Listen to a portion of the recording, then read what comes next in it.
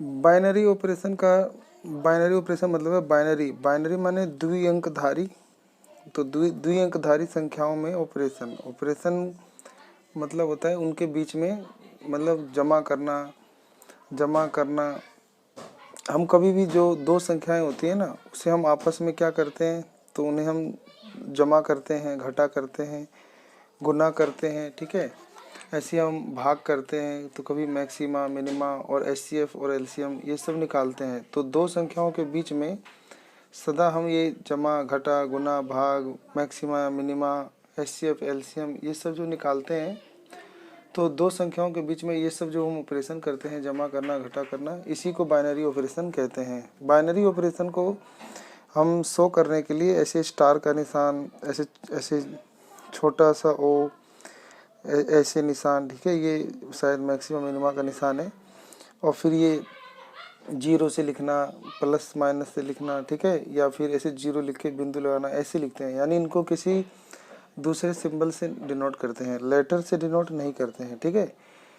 तो binary operation में क्या होता है कि जैसे आपको ऐसे ऑपरेशन दे देगा, प्लस का, माइनस का, कुछ भी दे देगा। मान लेते हैं कि मुझे एक फंक्शन दे दिया गया, वो है 2x + 3 है, ठीक है। हम इसको y बराबर 2x + 3 भी लिख सकते हैं।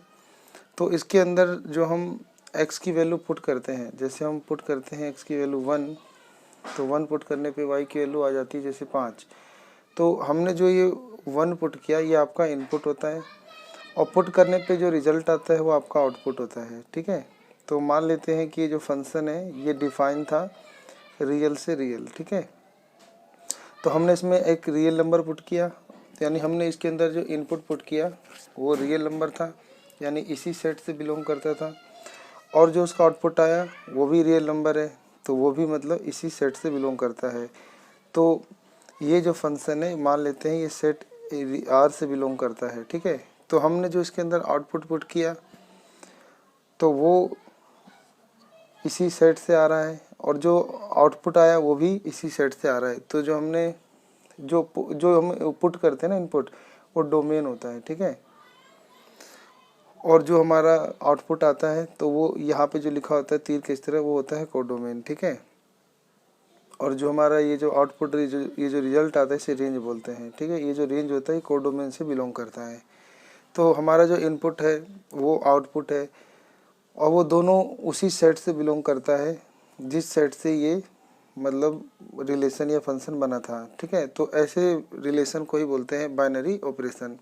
यानी जिस सेट से हम इनपुट पुट करते हैं और उसी सेट से आउटपुट भी बिलोंग करे, तो ऐसे ऑपरेशन को बोलते हैं बाइनरी ऑपरेशन, ठीक है। तो इसको हम कई ऐसे ही लिखा आता है, स्टार में ज़्यादातर लिखा आता है। तो मान लो अगर ऐसे लिखा गया कि x स्टार y, इनमें रिलेशन दे दिया, मान लो कि x जो है इसकी पावर में y है, ठीक है, इसकी पावर y है। इसको हम ए बी से भी लिखा सकते हैं किताब में कि a स्टार b बराबर a की पावर b है। और कह देगा कि ये सेट, ये जो x और y ये सेट a से बिलोंग करते हैं जिसके एलिमेंट है 1 2 3। तो अब क्या करोगे, आप ऑपरेशन लगाओगे, इसमें से 2 अंक ले लो। जैसे a की वैल्यू हमने 2 ले ली, b की वैल्यू 3 ले ली, उनमें हमने स्टार लगाया और 2 की पावर 3 लिख दिया। तो हम सोल्व करने पे 8 पा रहे हैं। तो हमारा जो इनपुट था वो था 2 और 3, और आउटपुट क्या आ रहा है, 8 आ रहा है। तो क्या आउटपुट इस सेट से बिलोंग करता है जिस सेट से इनपुट बिलोंग करते हैं? नहीं करता। तो यानी ये बाइनरी ऑपरेशन नहीं है, ठीक है। तो बाइनरी ऑपरेशन के लिए निर्भर करता है कि जो इनपुट जिस सेट से लिया गया है तो आउटपुट भी उसी सेट से बिलोंग करे, तो ऐसे ऑपरेशन को बाइनरी ऑपरेशन कहते हैं। नहीं तो ये बाइनरी ऑपरेशन नहीं है। तो इस बात से निकल के आता है कि जो बाइनरी ऑपरेशन होता है वो सेट पर निर्भर करता है। किस पर निर्भर करता है? सेट पर निर्भर करता है कि हमने जो सेट है वो किस तरह के लिए हैं, ठीक है। तो सेट कई तरह के हो सकते हैं। तो अब आपको समझ में आ गया ऑपरेशन क्या होता है, प्लस होता है। मैंने प्लस से लिया था, ये ऑपरेशन है, ठीक है। इसी ऑपरेशन को ऐसे शो करते हैं, ऐसे ब्रैकेट के निशान से, यानी इसे कार्टेशियन प्रोडक्ट के तरह ही शो करते हैं। लेकिन आपको ये ध्यान रखना है कि ये ऑर्डर पेयर नहीं होते, ठीक है। ये ऑर्डर पेयर नहीं होते।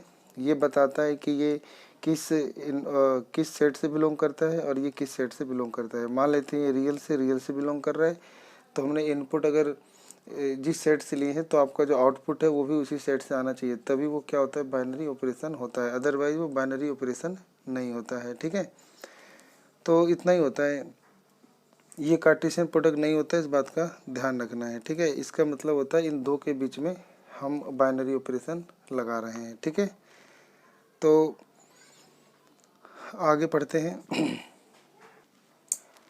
तो ये स्टार बाइनरी ऑपरेशन, ठीक है, एक जो ऐसे स्टार होता है वही बाइनरी ऑपरेशन होता है। ठीक है, तो binary operation is a function, binary operation एक फंक्शन होगा फ्रॉम ए टू ए, यानी कार्टेशियन प्रोडक्ट से आएगा, और वो मतलब जो उसमें सेट, जिस सेट में कार्टेशियन प्रोडक्ट लग रहा है वो उस सेट से ए से होगा, तो स्टार लगेगा इसे, star such that A cross A is set A, binary operation in set ए।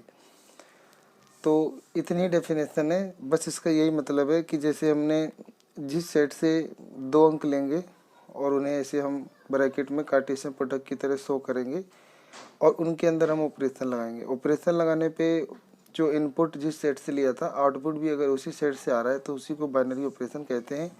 इसको हम यूँ शो करते हैं कि star A bracket A coma B bracket बंद, फिर ये तीर का निशान और ए स्टार बी।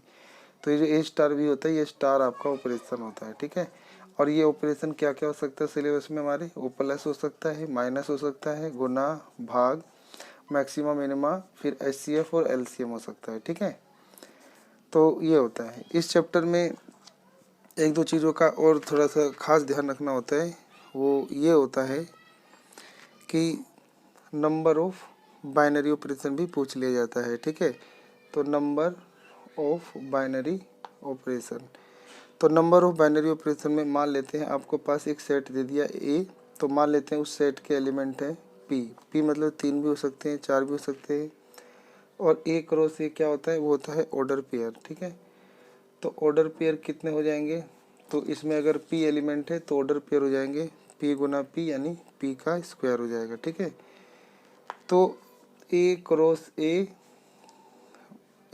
ठीक है, तो अगर हमें पूछा जाए number of binary operation, number of binary operation कितने होंगे, तो नंबर ऑफ बाइनरी ऑपरेशन निकालने के लिए आपने जो ये आया था ए के अंदर कितने एलिमेंट है पी, तो आप इसकी पावर चढ़ा दोगे इनके ऑर्डर पेयर, तो इनका ऑर्डर पेयर कितना आया था पी स्क्वायर, तो यानी पी का स्क्वायर, तो ये आपका नंबर ऑफ बाइनरी ऑपरेशन होता है। ठीक है, तो एग्जांपल के लिए मान लेते हैं कि कोई सेट ए है, उसके अंदर 1 2 3 एलिमेंट है, तो यानी नंबर ऑफ ए कितने हो गए 3, और ए क्रॉस ए कितने आएंगे, तो इसका ऑर्डर पेयर बनेगा 3 तिया 9, तो हम लगा देंगे 3 और उसकी पावर 3 तिया 9, यानी 3 का स्क्वायर भी कह सकते हैं।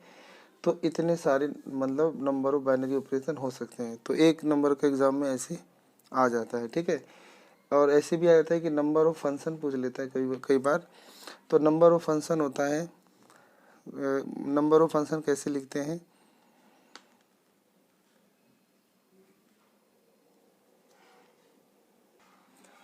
तो मान लेते हैं मेरे पास कोई सेट ए है, इसके अंदर 3 एलिमेंट है 1 2 3, और एक सेट बी है, इसके अंदर एलिमेंट है मेरे पास 2, मान लो 4 और 5, तो इसके अंदर 3 एलिमेंट है, इसके अंदर 2 एलिमेंट है, तो नंबर ऑफ टोटल फंक्शन कितने बनेंगे इन दोनों से, तो वो बनेगा जैसे ये दूसरा वाला जो एलिमेंट है इसके एलिमेंट लिख के मतलब 2 लिख के और उसकी पावर ये लिख देंगे 3, तो 2 की पावर 3 बनेंगे। यानी पहले वाले सेट में मान लेते हैं कि n एलिमेंट है और दूसरे वाले में m एलिमेंट है, तो टोटल नंबर ऑफ फंक्शन बनेंगे m की पावर, ठीक है, n। ठीक है, तो ये आपको याद करना है, एक ये और एक आपको नंबर ऑफ बाइनरी ऑपरेशन भी याद करना है। ठीक है, एक तीसरा होता है कि जैसे आपसे पूछ लेता है कि बताओ total number of relation, total number of relation बताओ कितना है, तो एक सेट मान लो ए दिया है, एक सेट बी दिया है, टोटल नंबर ऑफ रिलेशन पूछ लेता है, तो 2 की पावर इन दोनों के एलिमेंट को गुना कर देंगे, तो 2 की पावर इसके अंदर 3 एलिमेंट है, इसके अंदर 2 एलिमेंट है, 2 3 6, तो 2 की पावर 6 आंसर हो जाएगा। और याद करने के लिए जैसे 2 की पावर इसके अंदर n लिए थे हमने, m लिए थे, इन दोनों को गुना कर देंगे, तो 2 की पावर n और m, तो ये आपका बन जाएगा टोटल नंबर ऑफ रिलेशन। तो टोटल नंबर ऑफ रिलेशन कितने हुए, टोटल नंबर ऑफ फंक्शन कितने हुए और total number of binary operation कितने हुए, ये तीनों आपको याद रखने हैं। ठीक है। तो और इस चैप्टर में हमें क्या सीखना होता है, इस चैप्टर में हमें सीखना होगा आगे जाकर, इस चैप्टर में हम आगे जाके सीखेंगे कि ऑपरेशन टेबल क्या होता है, या कॉम्यूटेटिविटी ऑफ बाइनरी ऑपरेशन क्या होता है, एसोसिएटिविटी ऑफ बाइनरी ऑपरेशन क्या होता है, identity element of binary operation क्या होता है, और inverse of an element with respect to a binary operation कैसे निकालते हैं, ये आपको सिलेबस में है। तो ये आप कवर कर लेंगे तो आपका ये सिलेबस पूरा हो जाएगा 12th का। ठीक है, मिलते हैं अगली वीडियो में। आप सबका अपना कीमती समय देने के लिए